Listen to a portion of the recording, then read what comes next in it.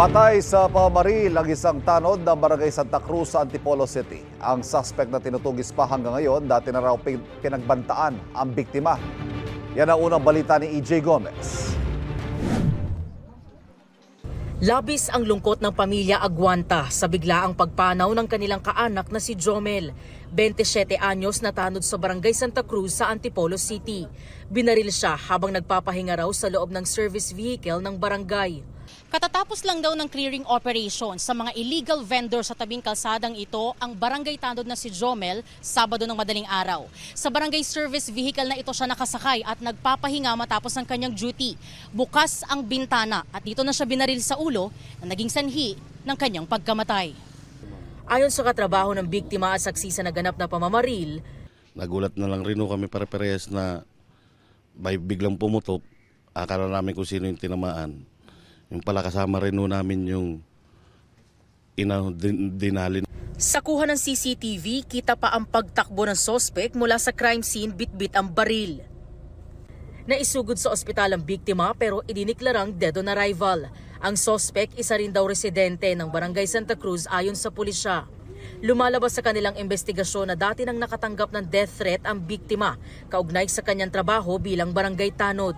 Malaking bagay yung possibility yung work-related niya. No?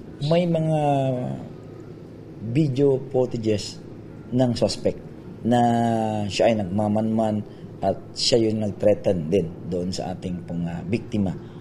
So, may mga witnesses din tayo na doon sa scene mismo is nakita na nagpalit ng damit yung suspect mo na para hindi na siya ma-identify or whatever.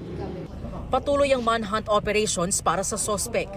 Naglabas na ng 160,000 pesos na pabuya ang Barangay Santa Cruz at iba pang kalapit na mga barangay para sa mabilis na pagtakip sa suspect. Yung suspect natin na wala na doon sa dating niyang tinitirahan. Patuloy yung pagpahanap natin sa kanya. Kailangan po namin yung hustisya. Alang-alang po sa anak ko.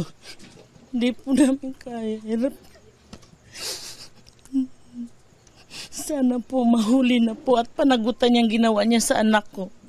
Kasi mahirap po bilang nanay, mga magulang po na biglang mawala yung anak mo. Ito ang unang balita.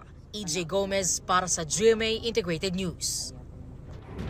Kapuso, para laging una ka sa mga balita, bisitahin at mag-subscribe sa GMA Integrated News sa YouTube. Sa mga kapuso abroad, samahan nyo kami sa GMA Pinoy TV at sa www.gmanews.tv.